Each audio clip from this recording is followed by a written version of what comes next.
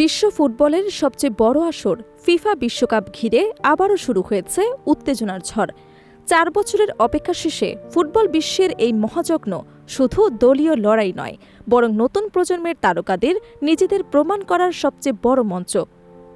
এবারও সেই আলোচনায় উঠে এসেছে এশিয়ার তরুণ প্রতিভাবান ফুটবলাররা, যারা নিজেদের দক্ষতা এবং পারফরম্যান্স দিয়ে বিশ্বমঞ্চের নজর কাড়তে প্রস্তুত।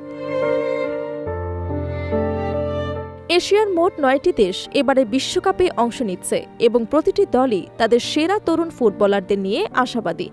ইউরোপ, মধ্যপ্রাচ্য এবং এশিয়ার বিভিন্ন লিগে খেলে অভিজ্ঞতা অর্জন করা এসব খেলোয়াড় এখন জাতীয় দলের জার্সিতে নিজেদের সর্বোচ্চটা দেওয়ার জন্য প্রস্তুত। বিশেষ করে কয়েকজন উদীয়মান ফরওয়ার্ড ও অ্যাটাকিং প্লেয়ার ইতোমধ্যেই ক্লাব ফুটবলে দারুণ পারফরম্যান্স করে নজর কেড়েছেন। জর্ডানের তরুণ ফরওয়ার্ড ইব্রাহিম সাবরা তাদের মধ্যে অন্যতম। শৈশব থেকেই তিনি দেশের যুব একাডেমিতে নিজের প্রতিভার পরিচয় দেন। ধীরে ধীরে তিনি আল ওয়েদা এসসির প্রথম দলে জায়গা করে নেন এবং সেখানে ধারাবাহিক পারফরম্যান্সের মাধ্যমে নিজেকে প্রতিষ্ঠিত করেন। তার প্রতিভা দ্রুতই আন্তর্জাতিক ক্লাবগুলোর নজর কাড়ে, যার ফলস্বরূপ তিনি তুর্কি ক্লাব গোজতেপেতে যোগ দেন ২০২৫ সালে।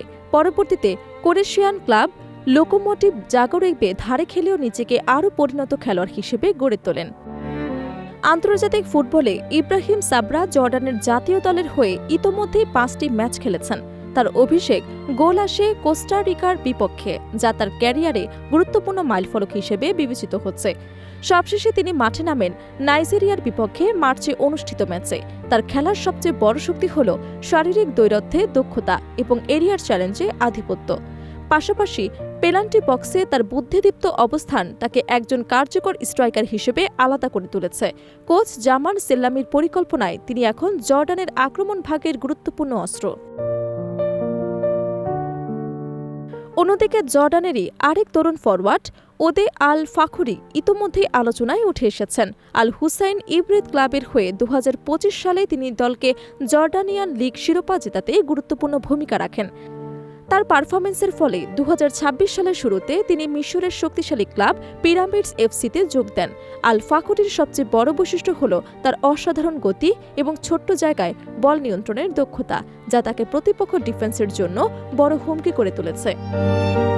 জাতীয় দলের হয়ে তিনি এখন পর্যন্ত ৮টি ম্যাচে খেলেছেন এবং গুরুত্বপূর্ণ অভিজ্ঞতা অর্জন করেছেন। ফিফা আরব কাপে গত বছর জর্ডান রানার্স আপ হওয়া দলের অংশ ছিলেন এই ২০ বছর বয়সী ফরওয়ার্ড। তার ধারাবাহিক উন্নতি এখন তাকে বিশ্বকাপে জর্ডানের অন্যতম সম্ভাবনাময় তারকা হিসেবে প্রতিষ্ঠিত করেছে। এশিয়ার আরেক উদীয়মান প্রতিভা নেস্টেরি ইরানকুন্ডা অস্ট্রেলিয়ার ফুটবলে নতুন সম্ভাবনার নাম। অ্যাডিলেড ইউনাইটেডের ক্যারিয়ার শুরু করেই দ্রুত তিনি ইউরোপের ক্লাবগুলোর নজরে আসেন। এরপর বায়ার্ন মিউনিখের রিজার্ভ দলে যোগ দেন এবং পরে সুইস ক্লাব গ্রাস হোপার্সে ধারে খেলার সুযোগ পান। বর্তমানে তিনি ইংলিশ চ্যাম্পিয়নশিপ ক্লাব ওয়াটফোর্ডে খেলছেন। অস্ট্রেলিয়ার জাতীয় দলের হয়ে তিনি ১৩টি ম্যাচে অংশ নিয়ে 5টি গোল করেছেন এবং একটি অ্যাসিস্টও দিয়েছেন। বিশেষ করে কুরাশাওয়ের বিপক্ষে জোড়া গোল করে তিনি নিজের সামর্থ্যের প্রমাণ দেন। তার সবচেয়ে বড় শক্তি হল 1-on-1 পরিস্থিতিতে ডিফেন্ডারদের পরাস্ত করার ক্ষমতা, যা তাকে ভবিষ্যতের বড় তারকা হিসেবে বিবেচিত করছে। অন্যদিকে কাতারের তরুণ ফরওয়ার্ড আহমেদ আল রাউ অ্যাম্পেয়ার একাডেমি থেকে উঠে আসা আরেক সম্ভাবনাময় ফুটবলার। ২০২১ সালে তিনি আল রায়ানের সিনিয়র ক্যারিয়ার শুরু করেন। পরবর্তীতে স্পেনের আল কোরকোনে ধারে খেলার অভিজ্ঞতা অর্জন করেন এবং বর্তমানে কাতার এসসির হয়ে খেলছেন। এই মৌসুমে তিনি ৩টি গোল করার পাশাপাশি একটি অ্যাসিস্ট করেছেন। জাতীয় দলের হয়ে ৯টি ম্যাচে অংশ নিয়ে 3টি গোলও রয়েছে তার নামের পাশে। যদিও শেষ কয়েকটি ম্যাচে তার খেলার সুযোগ সীমিত ছিল, তবে তার গতি, ফিনিশিং এবং আক্রমণাত্মক মানসিকতা তাকে কাতারের আক্রমণ ভাগে গুরুত্বপূর্ণ খেলোয়াড়ে পরিণত করেছে।